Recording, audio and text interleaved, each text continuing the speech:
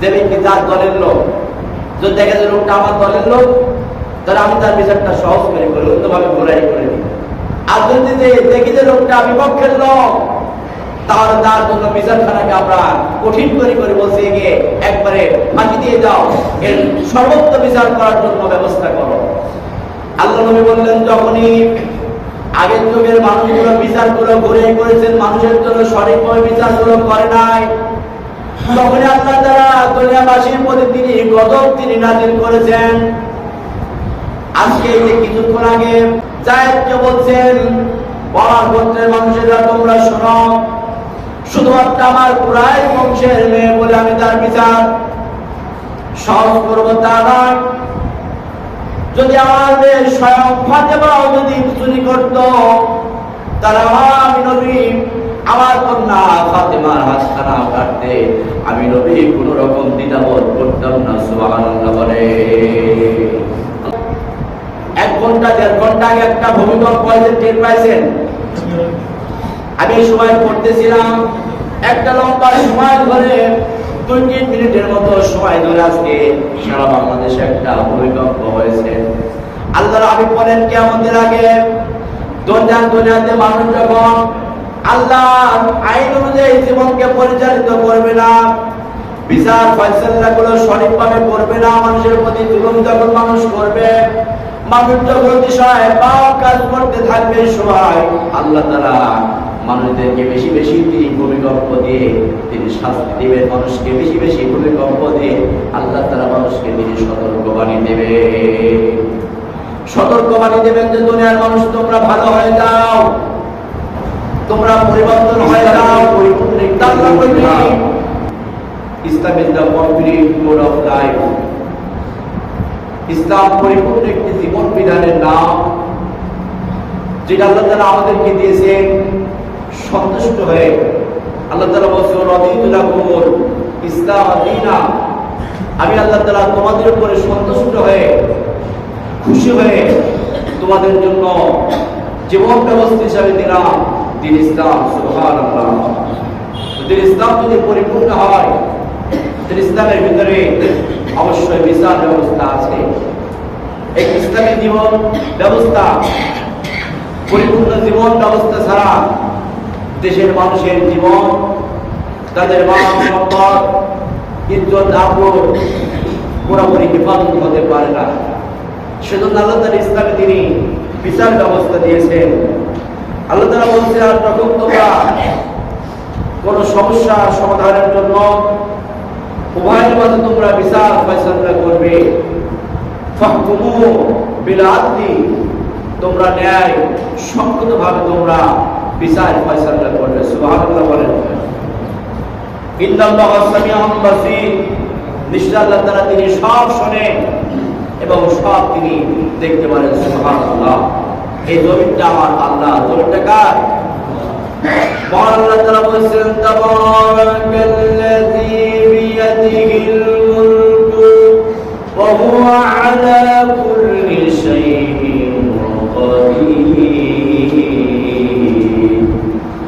আল্লাহ তাআলা কোরআনে কারিমে 29 নম্বর পারা সূরা মুলকের 1 নম্বর আয়াতের ভিতরে বলছেন, বরকতপূর্ণ সে আল্লাহ যার হাতে রয়েছে সমস্ত রাজত্বখানা এবং তিনি হচ্ছেন সর্ববিষয়ে সর্বশক্তিমান। এই জমিনটা আল্লাহ, জমিনটা কার? জমিনটা আল্লাহর, এবং এই জমিনটা চলবে কার হুকুম অনুযায়ী? আল্লাহর হুকুম অনুযায়ী চলবে। আল্লাহ সালাহুল খালকু ওয়াল আমরু ফাতাবারাকাল্লাহু রাব্বুল আলামিন।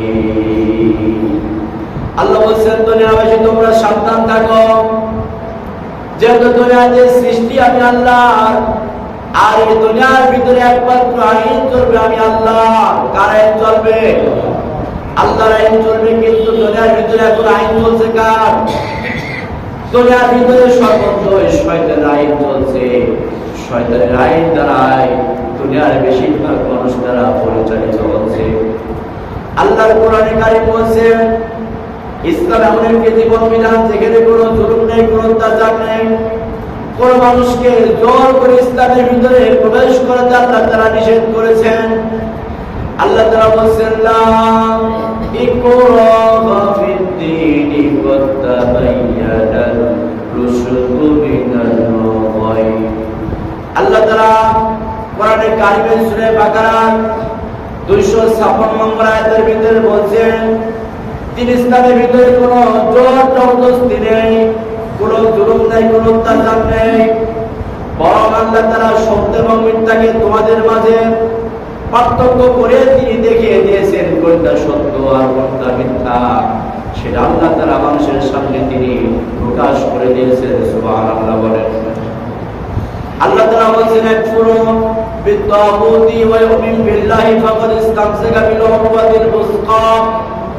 যে ব্যক্তি সত্য এবং মিথ্যাকে পার্থক্য করতে শিখেছে এবং যে ব্যক্তি তাগুতকে স্বীকার করবে, তাগুত থেকে নিজের মুখকে ফিরিয়ে নিয়ে আল্লাহ তাআলার প্রতি ঈমান আনবে, সে ব্যক্তি এমন একটি ধাতল, এমন একটি মাধ্যম সে ব্যক্তি ধারণ করলো যেটা কখনো নষ্ট হবে না, যেটা কখনো ছিঁড়ে যাবে না।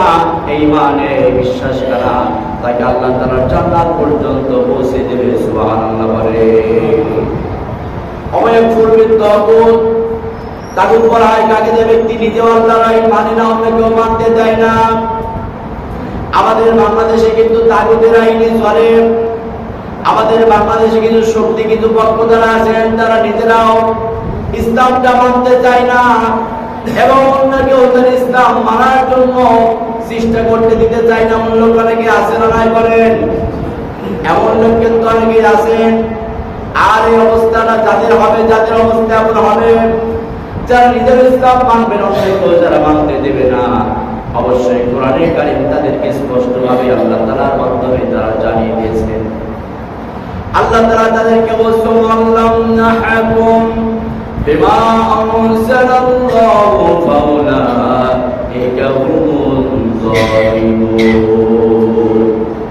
আল্লাহ তাআলা বলেছেন যারা আল্লাহর বিধান অনুযায়ী মানুষের মাঝে বিচার ফয়সালা করে না, মানুষদেরকে যারা ইসলাম মানতে যারা দেয় না, ফাউলাইকা হুমুল যালিমুন, অবশ্যই সেই মানুষগুলো একটা জালেম। জালেম মানে হচ্ছে অত্যাচারী।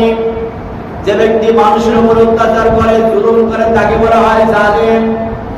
দুনিয়ার মানুষকে আল্লাহ তাআলা সৃষ্টি করেছেন, আর এই দুনিয়ার মানুষ আল্লাহর আইন মানবে, এটা একটা স্বাভাবিক একটা প্রবৃত্তি। এটা স্বাভাবিক না? এটাই স্বাভাবিক যে আল্লাহ তাআলা আইনগুলো মানুষ মানবে এবং আল্লাহর আইন অনুযায়ী তার জীবনটাকে সে পরিচালিত করবে। কারণ আমাদের জীবন এবং মৃত্যুর মালিক আমার আল্লাহ। মালিককে বলেন, আমাদের সবকিছুর মালিক হচ্ছেন আল্লাহ। আল্লাহ তাআলা সেজন্য আমাদেরকে বলছেন ওয়ানজালনা মাআহুমুল কিতাবা ওয়াল মিজানা লিয়াকুমান নাসা বিল কিসতি। মহান আল্লাহ তাআলা সূরা হাদীদের 25 নম্বর আয়াতের ভিতরে বলেন, আমি আল্লাহ তাআলা দুনিয়াবাসীদেরকে আমি আল্লাহ তাআলা কিতাব দিয়েছি, তাদেরকে ন্যায় নীতি ইনসাফ বোঝার জন্য আমি আল্লাহ তাআলা জ্ঞান দিয়েছি। আর এই জ্ঞান অনুযায়ী যে ব্যক্তি বিচার ফয়সালা করবে না, অবশ্যই আমি আল্লাহ তাআলা অবশ্যই তাকে আমি আল্লাহ তাআলা আমার বিচারের কাজ করাই, তাকে আমি দাঁড় করাবো। আল্লাহ হাবিব তিনি বলেছেন যে ব্যক্তি আল্লাহর কোরআন দিয়ে বিচার ফয়সালা করবে, সে ব্যক্তি যেন সঠিক বিচার ফয়সালা করলো। সুবহানাল্লাহ বলেন। ইসলামে কোনো পক্ষপাতিত্ব করার কোনো সুযোগ নেই। আল্লাহর নবীর সময়ে কুরাইশ বংশের একটা মহিলা চুরি করেছিল। আল্লাহর নবী তো কুরাইশ বংশে তিনি জন্মগ্রহণ করেছেন, আর এই কুরাইশ বংশের একটা মেয়ের হাত যদি চুরি করার কারণে কেটে দেওয়া হয়, তাহলে কুরাইশ বংশ তো অপমানিত হবে, লাঞ্ছিত হয়ে যাবে। কুরাইশ বংশের কিছু মানুষ তারা চিন্তা করলো কি করা যায়, আমাদের বংশের মহিলাকে যদি চুরি করার কারণে হাতটা কেটে দেওয়া যায়, তাহলে তো আমাদের কুরাইশ বংশের বদনাম হয়ে যাবে, আমাদেরকে মানুষ জোর করে আখ্যায়িত করবে। তখন সকালে পরামর্শ করলো নবীর কাছে এই কথাটা কে বলবে যে নবী আপনার বংশের মানুষ এই মহিলা, এই মহিলার জন্য বিচারখানা আপনি ঘুরে করেন, মহিলার জন্য আপনি বিচারটা আপনি সহজ করে দেন, তার হাতটা কাটার দরকার নেই। মানুষগুলো পরামর্শ করলো কাকে টাকা চাই এবং কোন ব্যক্তি এই কথাটা আল্লাহ নবীর কাছে বলবে যে মহিলা খানার হাত খানা কাটার দরকার নাই, তাকে আপনি মাফ করে দেন। তখন সকলে সিদ্ধান্ত নিল যায়েদ ইবনে উসামা। যায়েদ তো আল্লাহ নবীর সঙ্গে খুবই ভালো সম্পর্ক, যায়েদকে আল্লাহ নবী খুব ভালোবাসে। আর এই যায়েদ যদি আল্লাহ নবীকে এই কথাটা বলে তাহলে হয়তো আল্লাহ নবী তার কথাটা মেনে নেবে এবং হয়তোবা এই মহিলার হাত কাটা থেকে তাকে বাঁচিয়ে দিতে পারে। যায়েদ আল্লাহ নবীর কাছে যখন বললেন দাদা নবী ইয়া রাসূলুল্লাহ ইয়া হাবিবাল্লাহ, আপনি এই মহিলার হাতটা আপনার কাটার দরকার নেই, এর জন্য বিচার করে আপনি সহজ করে দেন, তাহলে আপনি বিচারটা ফয়সালা করে দেন। আল্লাহ নবীকে যখন এই কথা বলা হলো, আল্লাহ নবী চোখ দুইটা রক্তের মতো রক্তিম হয়ে গেল, লাল হয়ে গেল। আল্লাহ নবী তখন বললেন যায় আগের যুগে যখনই মানুষ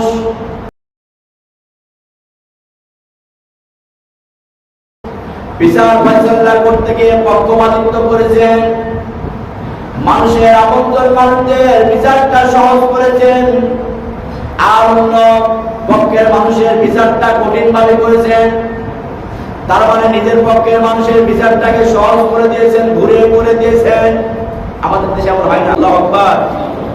আল্লাহ নবী কি বিচার, নবী বলেন কুরাই বংশের মেয়ে নয়, আমার মেয়ে ফাতেমাও যদি চুরি করতো আমি নবী ফাতেমার হাত কাটতে পুরো দ্বিধাবোধ করতাম না। আল্লাহু আকবার। সমাজে হাজিরিন, ইসলাম কত সুন্দর, আল্লাহ নবী বিচার ব্যবস্থা কত সুন্দর ছিল। আমাদের দেশের যদি বিচার ব্যবস্থা যদি সঠিকভাবে হয়, আমাদের বাংলাদেশের মনটা ঘুরে দিলে আমাদের বাংলাদেশ থেকে অন্যায় থাকবে না, জিনা থাকবে না, ব্যভিচার থাকবে না, চুরি থাকবে না। আল্লাহর কোরআনে কারিম ওয়াসারিকু ওয়াসারিকাতু ফাকতাউ আইদাহুমা, সূরাতুল মাইদা ৩০ নম্বর আয়াতে কারিমা আল্লাহর হাবিব তিনি বলেছেন যে নারী হোক বা পুরুষ হোক উভয়ের হাত তোমরা কেটে দাও। কার হুকুম? একটা চুরি যদি আমাদের বাংলাদেশে কোথাও হয়, এই চোরটাকে ধরার পরে আপনি একটা হাত শুধুমাত্র কেটে দেন, আবার যদি চুরি করে আর একটা হাত আপনি কেটে দেন, একটা হাত কাটলে তার জীবনে চুরি করবে না। এই খাদানগর এলাকায় একটা চুরের যদি হাত কাটা হয়, পুরা খাদানগরের মানুষগুলো তারা সতর্ক হয়ে যাবে যে খবরদার কোনো চুরি করা যাবে না। আল্লাহ তাআলা কোরআনে কারিম আল্লাহ তাআলা জিনা সম্পর্কে বলেছেন জানিয়াতু ওয়াজানি ফাজলিনু কুল্লা ওয়াহিদিন মিয়াতা জালদা। আল্লাহ তাআলা কোরআনে কারিমে সূরা নূরের ২ নম্বর আয়াতের ভিতরে বলেন জিনাকারী এবং জিনাকারী তাদের প্রত্যেককেই তোমরা ১০০টা করে তোমরা টুকরা বা ১০০টা করে তোমরা বেত্রাঘাত করো। এই বিধানটা কাদের জন্য? যারা অবিবাহিত কোন নারী এবং পুরুষ যদি তারা জিনায় লিপ্ত হয়, ব্যভিচারে লিপ্ত হয়, ইসলামের বিধান হচ্ছে তাদেরকে ১০০টা বেত্রাঘাত মারতে হবে। কয়টা? ১০০টা বেত্রাঘাত মারতে হবে। আল্লাহর কোরআনে কারীম বলেন তাদের বিচার ফয়সালা করতে গিয়ে তোমরা কোনো পক্ষপাতিত্ব করো না, তাদের প্রতি কোনো দয়া তোমরা প্রদর্শন করো না, এবং তোমরা এই বিচারটা করবে তোমরা মুমিনদের সামনে বিচার করবে। কাদের সামনে? আল্লাহর নবীর সময় যখন জিনার যখন বিচার করা হতো জুমার নামাজের পরে সমস্ত সাহাবে কেরাম, সমস্ত আলেম ওলামা, সমস্ত ভালো মানুষগুলো যখন মসজিদে যখন উপস্থিত থাকতো, মসজিদে নামাজের পরে আল্লাহর নবী তিনি বিচার করতেন। যারা জিনাকারী তাদেরকে সামনে আল্লাহর নবী বিচার করতেন, কারণ মুমিনদের সামনে যদি বিচার করা যায়, একজন মানুষকে যদি কোন মানুষ যদি বিবাহিত হয়, সে ব্যক্তি যদি জেনা করে তার শাস্তিটা কি হবে? তার শাস্তিটা হবে তাকে রগম করতে হবে পাথর। নিক্ষেপ করে তাকে দুনিয়া থেকে বিদায় করতে হবে। একজন জিনাকারীর যদি বিচার এইভাবে করা যায়, তাহলে বাংলাদেশে আবার কি জিনা হবে বলেন? আবার কি জিনা হবে? কিন্তু আমাদের বাংলাদেশে চুরি করলে তাকে জেলে পাঠায়, জেলে গিয়ে আরো বড় জোর হয়ে বের হয়ে আসে। জেনা করলে একটা তার সাধারণ একটা বিচার করে অথবা তাকে জেলে পাঠিয়ে দেয়। জেলে গেলে সে ব্যক্তি আরো বড় জেনা করা হয়ে জেল থেকে আবার সে ব্যক্তি বের হয়ে আসে, ঠিক কিনা বলেন? স্বতন্ত্র সমাজ হাজিরিন, ইসলামের আইন অবশ্যই আমাদেরকে লাগবে। আমরা যারা মসজিদে যারা আমরা নামাজ যারা আমরা পড়ি, আমরা যারা কালেমা পড়েছি, আমরা যারা দাবি করি যে লা ইলাহা ইল্লাল্লাহ, আল্লাহ তাআলা ছাড়া আমার ইবাদত পাওয়ার যোগ্য আর কেউ নেই, অবশ্যই আমাদেরকে ইসলামকে সমর্থন করতে হবে। কারণ ইসলামটা আল ইসলামু সুন্নাতুন নাজাত, ইসলামটাই আমাদের প্রত্যেকের জন্য নাজাতের একমাত্র ওসিলা, ঠিক কিনা বলেন? সমাজের শুধু আল্লাহর কোরআনে কারীম বিচার ফয়সালা সম্পর্কে বলতে কিন্তু লিআদিলা বাইনাকুম, আল্লাহর হাবিব বলেন আল্লাহ তাআলা আমাকে মানুষের মাঝে সঠিক বিচার ফয়সালা করার জন্য তিনি আমাকে অর্ডার করেছেন। সকলে বলুন সুবহানাল্লাহ। সমাজের শুধু আল্লাহর কোরআনে কারীমের এই আয়াত অনুযায়ী আল্লাহ নবী তিনি বলেছেন বিচার ফয়সালা যারা করে, আর এই বিচার ফয়সালা অবশ্যই আল্লাহর কোরআন অনুযায়ী করতে হবে। কিসের অনুযায়ী করতে হবে? আল্লাহর কোরআন অনুযায়ী বিচার ফয়সালা করতে। আমাদের মুসলমান বাংলাদেশ, আমরা যদিও বলি বাংলাদেশ ৯৬% মুসলমান, বাংলাদেশে ৯৪% মুসলমান, ৯০% মুসলমান, যত ভাগে মুসলমান হোক না কেন, আমাদের বাংলাদেশে কোরআনের কোন আইন কিন্তু এখন পর্যন্ত পাস হয়নি। সংসদে পাস কি হয়েছে?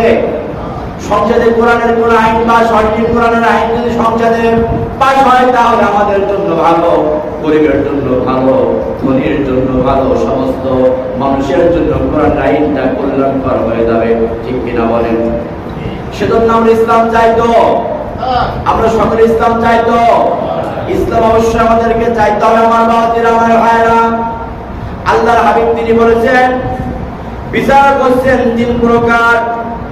হযরতে বারিদা থেকে বর্ণিত, তিনি বলেন রাসূল কারীম সাল্লাল্লাহু আলাইহি ওয়াসাল্লাম বলেছেন আল কদাউ সালাসাতুন ওয়াহিদুন ফিল জান্নাহ। বিচার করছেন ৩ প্রকার, তার ভিতরে এক প্রকার বিচারককে আল্লাহ তাআলা জান্নাতে তিনি পাঠাবেন, এবং ২ প্রকার বিচারককে আল্লাহ তাআলা তিনি জাহান্নামে পাঠাবেন। কোথায় পাঠাবেন? আল্লাহ তাআলা জাহান্নামে পাঠাবেন। আল্লাহর হাবিব তিনি বলেছেন এক প্রকার বিচারককে আল্লাহ তাআলা জান্নাতে দেবেন।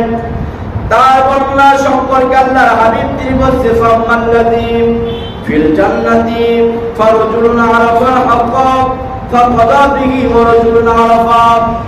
আল্লাহর হাবিব বলেন ওই বিচারককে আল্লাহ তাআলা তিনি জান্নাতে পাঠাবেন যে বিচারকটা সবকিছু সত্য এবং মিথ্যা ভালো করে যাচাই বাছাই করেছেন। ভালো করে যাচাই বাছাই করার পরে সে ব্যক্তি সত্য এবং মিথ্যা কোনটা যাচাই বাছাই করার পরে হকের পক্ষে সে ব্যক্তি রায় দিয়েছেন, ওই বিচারককে আল্লাহ তাআলা তিনি জান্নাত দান করবেন। সুবহানাল্লাহ বলেন। আমাদের বাংলাদেশে অনেক বিচারক আছেন যারা অন্যায় করে রায় দেয়, এবং রায় দেওয়ার পরে তারা বলে যে আমাদের প্রতি জুলুম করা হয়েছে, জোর করে আমাদেরকে দিয়ে তাদের বিরুদ্ধে রায় ঘোষণা করানো হয়েছে। নাউযুবিল্লাহি মিন যালিক। এই যে অন্যায় করে একটা ভালো মানুষের বিপক্ষে রায় দিয়ে দেওয়া, আল্লাহ কোরআনে কারীম বলছেন কোন মানুষ যদি একটা নিষ্পাপ কোন মানুষকে যদি কেউ যদি হত্যা করে অথবা ফাঁসি দিয়ে হত্যা করে, সে ব্যক্তির আমলনামায় সারা পৃথিবীর সমস্ত মানুষকে হত্যা করলে যে আমল করা হয় তদ অনুযায়ী একটা গুনাহ তার আমলনামায় লিপিবদ্ধ করা হবে। আল্লাহর হাবিব তিনি বলেছেন, আল্লাহর কোরআনে কারীম বলেন আর কোন মানুষ যদি একটা নিরপরাধ মানুষকে বাঁচিয়ে যায়, যার কোনো অন্যায় নাই, তাকে যদি বাঁচিয়ে যায়, আল্লাহর কোরআনে কারীম বলেন সে যেন সারা পৃথিবীর মানুষকে বাঁচানোর মতো একটা সওয়াবের কাজ করলো। সুবহানাল্লাহ বলেন। সমাজে হাজিরিন, সেজন্য বিচার ফয়সালা একটি কঠিন একটা বিষয়। এই বিচার ফয়সালা সম্পর্কে আল্লাহর হাবিব তিনি বলেছেন কিয়ামতের ময়দানে আল্লাহ তাআলা যেদিনকে কোনো ছায়া থাকবে না আল্লাহ তাআলার ছায়া ব্যতীত, সেদিনকে আল্লাহ তাআলা 7টা শ্রেণীর মানুষকে তিনি আরশের নিচে তিনি ছায়া দান করবেন। সুবহানাল্লাহ বলেন। আল্লাহর হাবিব বলেছেন ইমামুন আদিলুন, ইনসাফকারী ইমাম। ইনসাফকারী ইমাম যে ব্যক্তি হবে তার মানে সঠিক বিচারক যে ব্যক্তি হবে, সঠিক বিচারক আল্লাহ তাআলা তিনি সর্বপ্রথমে আরশের নিচে তিনি ছায়া দান করবেন। সুবহানাল্লাহ বলেন।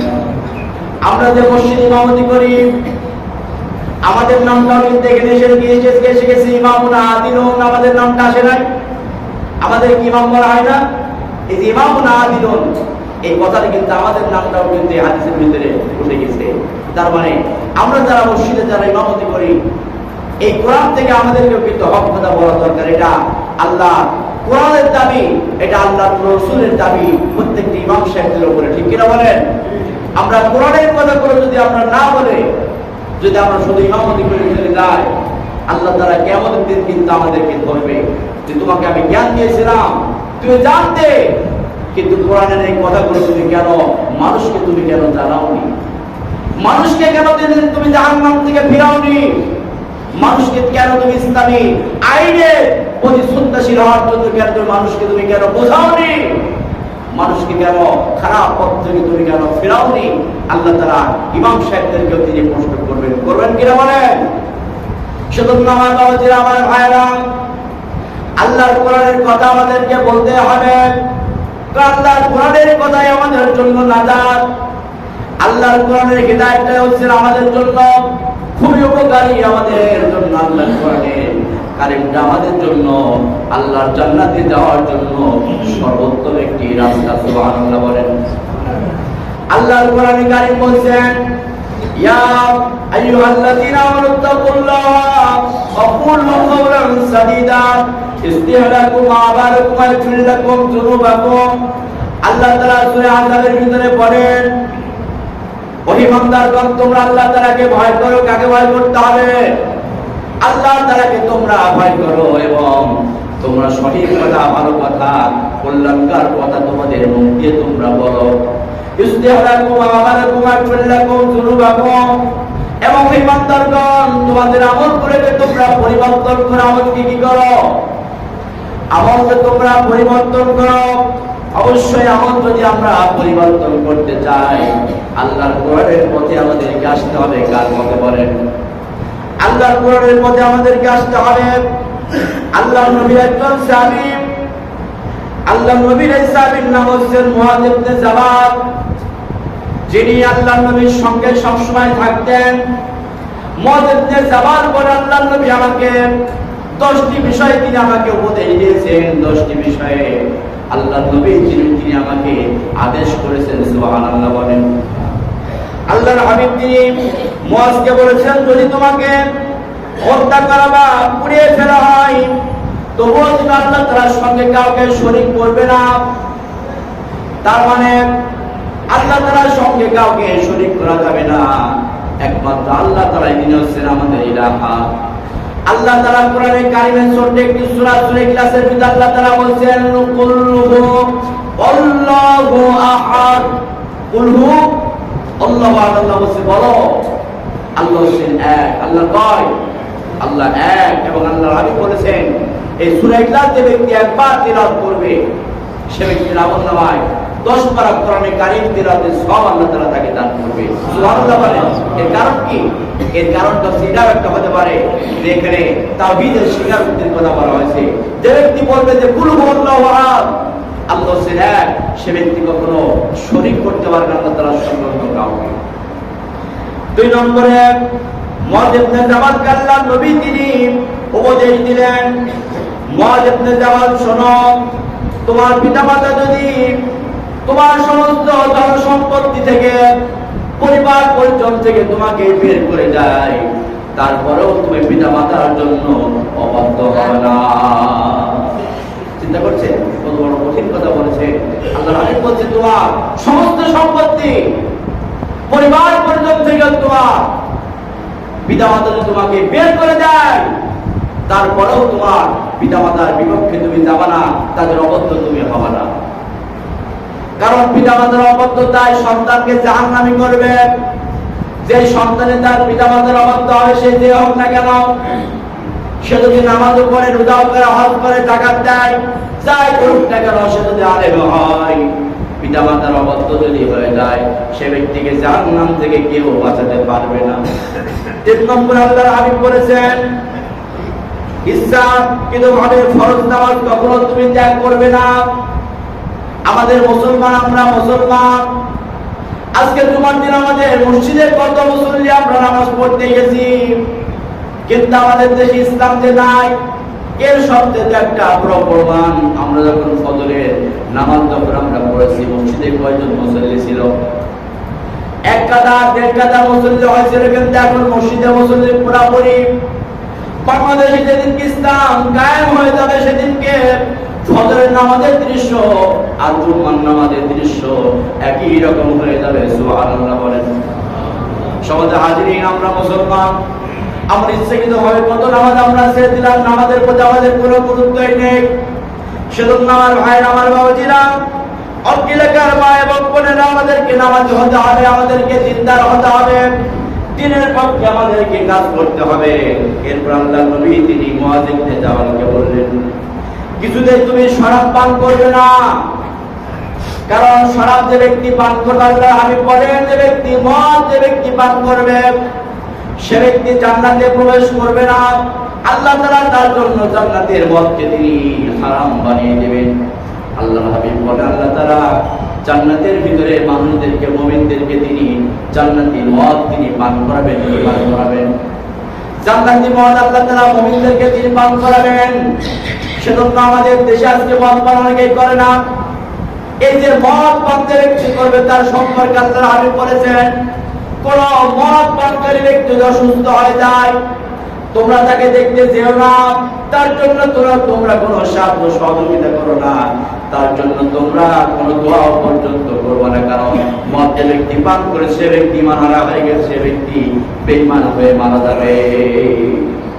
আল্লাহর হাবিবের পরে বলেন, তুমি সবসময় পাপ কাজ হতে নিজেকে দূরে রাখবে, কেননা পাপ কাজের কারণে আল্লাহ তাআলা মানুষের প্রতি গজব নাযিল করেন।